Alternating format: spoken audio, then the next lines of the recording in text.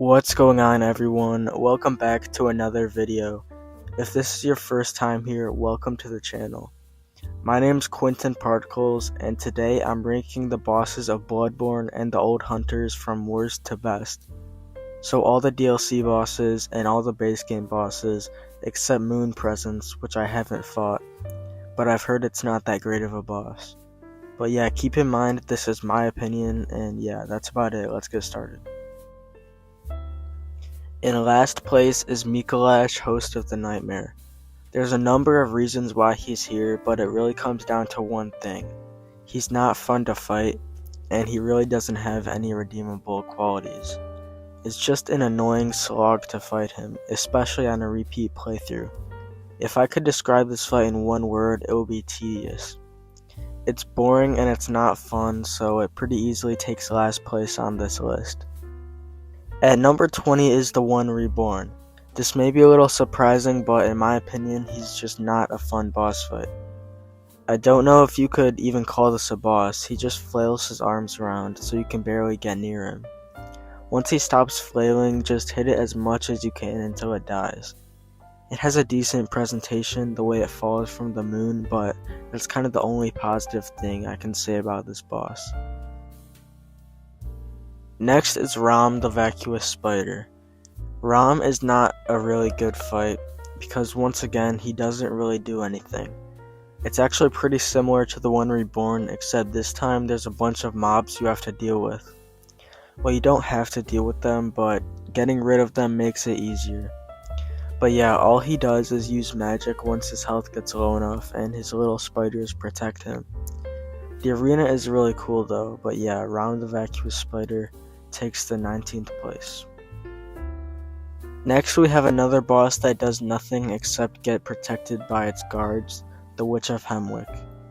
The Witch of Hemwick is a very underwhelming boss. It doesn't really do anything. I feel like I'm saying this a million times, but it doesn't. One thing it does do is its annoying stun thing, and then it does a grab attack. It's not a hard fight, you just have to watch out for the grab attack. Other than that, the Witch of Hemwick is a big fat nothing burger. Number 17 is the Celestial Emissary. The Celestial Emissary is a boss fight. I honestly can't think of anything to say. All it is a group of little alien people, and then one big alien person. It's alright, I guess. Living Failures is pretty much the same thing, except they're all medium-sized alien people.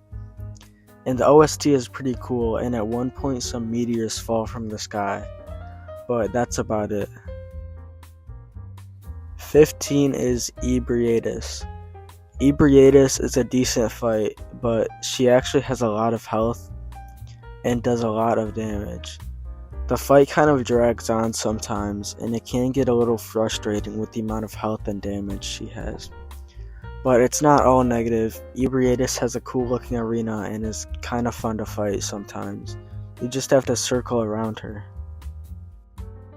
Alright, so all the bosses so far have been bad or not that good. But that changes here. Now we're getting into the decent bosses. I actually have more than one positive thing to say about these bosses. Starting with Dark Beast Parl. Parl is a beast, as the name would imply. He looks really cool, and the arena is really cool too. The problem is 1, the lock-on is busted, and 2, his body is high up off the ground, and his legs are skinny as hell, so he's a little hard to hit sometimes. I remember liking Dark Beast Parl a lot more than I did on my last playthrough. It was still kind of fun, but I just remembered it being a little better. Next is Amygdala. This boss is interesting looking, and it's a decent fight. You have to focus on the head, which I thought was annoying, but that was because I was trying to hit it when I didn't get an opening. His head is too high to hit normally, but after he does an attack you can hit him. So yeah, a pretty good boss overall. Now we're into the good fights, starting with Lawrence. I have him the least of the good bosses because his first phase is a reskin of the Cleric Beast. But it still is a pretty fun fight.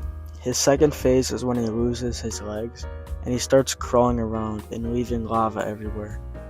There's nothing really outstanding about this boss, so I have him at the middle of the ranking. Number 11 is the Blood-Starved Beast, an early game boss located in Old Yharnam. I've always thought the build up to this boss is really good. Central Yharnam and Old Yharnam are both amazing areas. I really like the lower part of Old Yharnam. It has a really cool atmosphere. That atmosphere continues with the boss fight. I like how dark and tense it is. The boss itself is nothing crazy on the gameplay side. It's just a normal beast fight, but the look and feel elevates this to a great boss in my eyes. Martyr Logarius is the first of the top 10. He has a really cool visual presentation to his boss fight. The arena looks amazing and the fight is great as well. In his first phase he uses more ranged attacks, which can get frustrating because they can do a lot of damage. But if you play carefully and get damage in where there's an opportunity, you'll get him to the second phase where he uses more melee attacks. This phase is more fun because you can parry him, but in general, this is just a fun, challenging fight. Number 9 is another beast boss, Vicar Amelia. Vicar Amelia makes it to the 9th spot because it does everything pretty well. It's a normal beast fight, which are pretty fun, and it has a cool arena and boss design. There's not anything super spectacular about this boss, but it just does most things pretty well, which makes it a great early game boss. Number 8 is the first boss of the game, the Cleric Beast. The reason I have him so high is he does a great job teaching the mechanics of the game and how to fight beast bosses. It teaches you to use the rally mechanic and be aggressive. Also, he's just a fun boss to fight. The arena and the intense music make this an epic introduction to a great game. I have this one higher than Vicar Amelia because it's a more fun fight and more memorable and interesting. Number 7 is the Shadows of Yharnam. The Shadows of Yharnam is a great fight. This is one of my favorite fights in Bloodborne because it has a really great atmosphere and really solid mechanics. The Forbidden Forest is the area that leads up to this boss, and it does a great job setting a tense mood. I really like the aesthetic of the area and the boss arena. The boss itself is great. There's 3 of them, but they're actually balanced really well. One shoots fire at you and the other 2 use melee attacks. There's plenty of cover in the arena to block the fire and separate the 2 sword guys. It's a really fun fight and one of my favorites. Taking 6th place is Murgo's Wet Nurse. Murgo's Wet Nurse is the second to last boss in the base game. She's one of the few bosses in Bloodborne that's more like a regular Souls Knight fight, but I'm pretty sure you can't parry her, so that's a bummer. So yeah, it's pretty much just a knight fight, except in the second phase it gets all dark and she spawns clones of herself. I'm not the biggest fan of this because you have to be more passive and back off for a little while. Also, the soundtrack is interesting. It's not like a normal epic song like Cleric Beast, or even a sad soundtrack like Gehrman. It's just one instrument, I think, and it plays this one melody. It's weird, but I like it. It's a change of pace. Number 5 is the first mandatory boss of the game, Father Gascoigne. Just like how Cleric Beast taught beast fights, Father G teaches how to fight hunters. I love the aesthetic of this fight. I really like the dark, cramped arena. It makes it very intense, especially when he's chasing you down. It's a great fight on a mechanical level too, because you could either dodge or parry.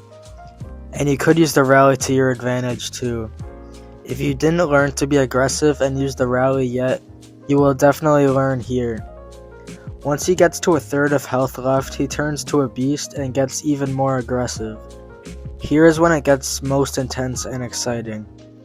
So yeah, this fight does a great job teaching how to play the game, and is a great early game boss for returning players. Number 4 is another hunter, Lady Maria.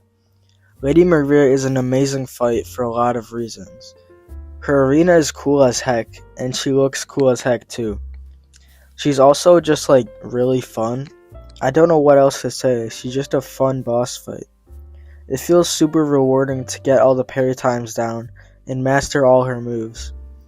So yeah, cool looking fight, the arena, the boss design, and the special attacks, and it's just really fun. Number 3 is Ludwig the Holy Blade. Ludwig the Holy Blade is an unforgettable boss fight in Bloodborne because he's both challenging and deeply layered. The fight itself is a wild ride. He starts off as a beast but then switches to a swordsman in an epic phase transition cutscene. The fight always keeps you on your toes with variations between quick attacks and slow attacks. The atmosphere is intense and the music adds a haunting touch that makes the encounter even more memorable. Plus, Ludwig's backstory adds an emotional punch, making the battle feel like so much more than just a fight. Number 2 is the Orphan of Kos. The Orphan of Kos is a standout boss fight in Bloodborne because of its jaw-dropping visuals and intense combat style. The fight is incredibly dynamic, with the Orphan's erratic movements and powerful attacks pushing players to stay on their toes while managing both offense and defense. The haunting music and atmospheric setting amplify this encounter from just a boss fight to a memorable battle. What makes this such a great boss fight is because you have to use all the mechanics taught so far in the game to succeed, and because of the visuals, lore, and music. Number 1, the best boss in Bloodborne. You probably figured it out. It's Gehrman the Old Hunter. This fight is the embodiment of Bloodborne because it showcases incredible lore, atmosphere, music, and gameplay. The gameplay of the fight is what you've been taught all game about hunters. Stay aggressive and use the parry and rally to your advantage. The music and lore make this even more impactful and memorable. It easily takes the number 1 spot in my opinion. But yeah, that's about it for the video, ladies and gentlemen. Thank you so much for staying till the end of the video. If you liked it, please leave a like and subscribe because it would really help out the channel. I know I've disappeared off the face of the earth for a month. I've been busy and I got sick, so that's why. My original plan was to release a couple more videos before Black Ops 6 releases, but that probably won't happen. I'm gonna make a few videos about Black Ops 6 and then move on to other stuff. Thanks for watching, and I'll see you in the next one.